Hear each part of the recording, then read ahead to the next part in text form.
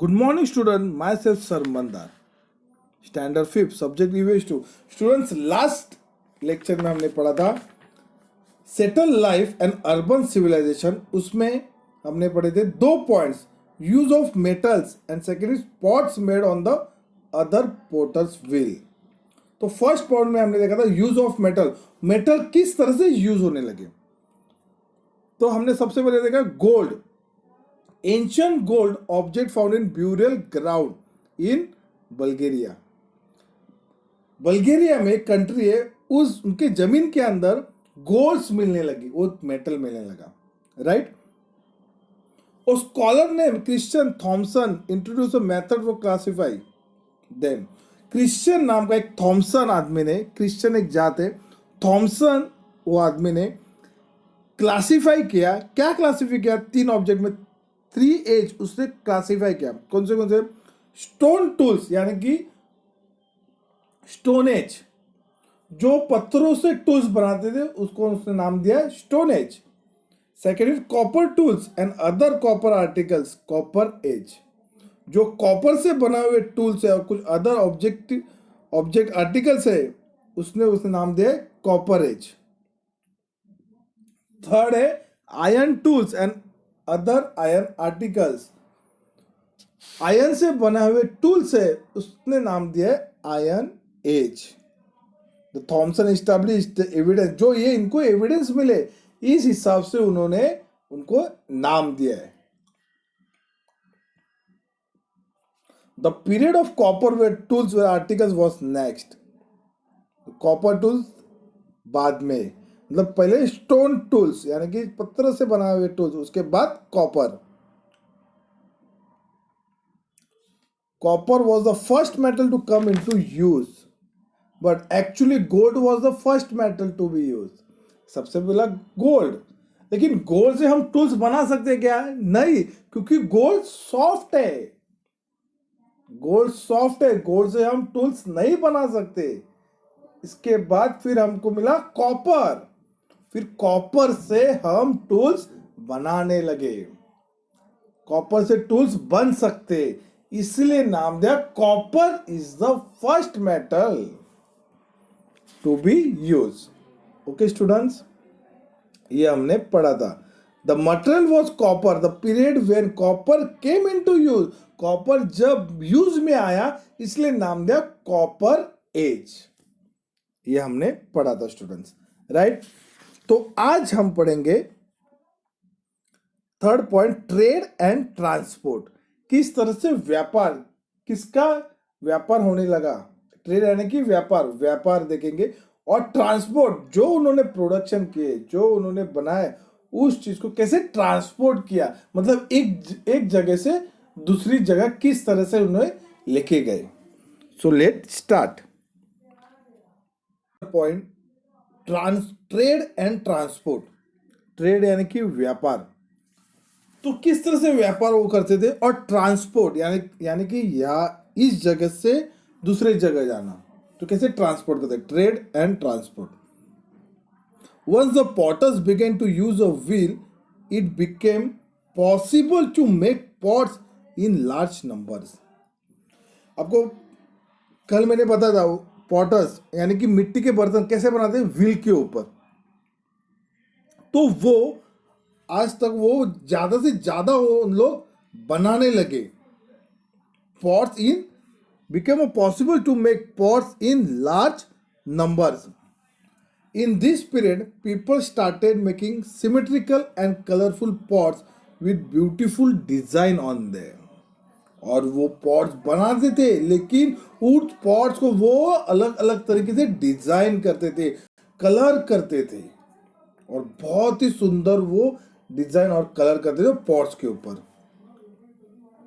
Potter's and other craftsmen began to live close to each other in the village settlement so as to manage their work more easily. Potters और other जो काम करते थे craftsman, वो उन लोग बहुत ही नज़दीक से रहते थे, बहुत ही नज़दीक रहते थे, और इसके कारण उनको काम उनका जो होता है वो बहुत ही आसानी से होने लगा. potters and other craftsmen began to live close to each other in the village settlement so as to manage their work more easily. और वो नजदीक रहते थे गांव से, इसलिए उनका काम बहुत ही आसान होने लगा. We can say that this became the industrial area of that village.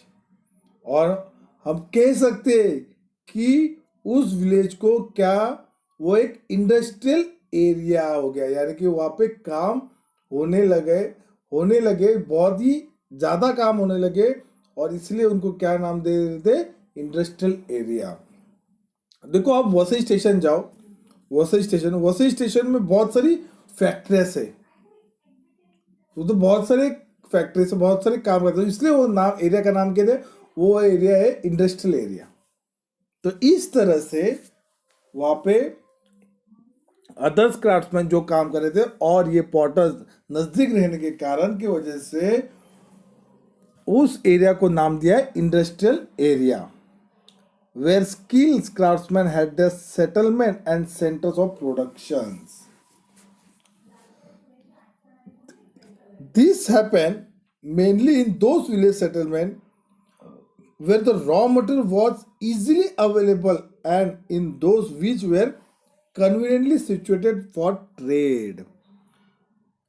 और ये विलेज सेटल में जो रॉ मटेरियल से, जो कच्चा माल रहता है, जो रॉ मटेरियल से वो इजीली अवेलेबल उनको हो सके और कन्वीनियंट के हिसाब से उनको मिलने लगे. जो कच्चा माल है, रॉ मटेरियल यानी कि कच्चा माल, वो इजीली अवेलेबल उनके पास होने लगे. सच विलेज सेटलमेंट एक्सपांडेड रैपिडली. और ये उनका जो काम है, उनका जो भी काम रहता है वो ज़्यादा से ज़्यादा फैलने लगा, एक्सपांड होने लगा, यानी कि बहुत जगह फैलने लगा. रैपिडली यानी कि फास्टली उनका काम जो है वो एक्सपांड होने लगा, फैलने लगा. As the scale of production increase, trade to expand with it. अभी जो इनको जो प्रोडक्शन है वो बहुत से ज़्यादा होने लगे, तो वो ट्रेड करने लगे, यानी कि उस प्रोडक्शन वो क्या करने, व्यापार करने लगे. टू एक्सपांड यानी कि फैलने के लगे. जो भी वो प्रोडक्शन करते, जो भी वो बनाते थे, वो उनका ट्रेड करते थे, यानी कि बेचते थे, व्यापार करने लगे. Therefore, there was a need to change the old system of transport. इसलिए उनके जो ओल्ड सिस्टम था, उन्हें वो ट्रांसपोर्ट का जो ओल्ड सिस्टम था वो उनको चेंज करना था. It was in this period that wheeled vehicle like carts and chariots were first brought into use. इसीलिए जो व्हील का यूज है वो व्हीकल उनसे वो बनाने लगे.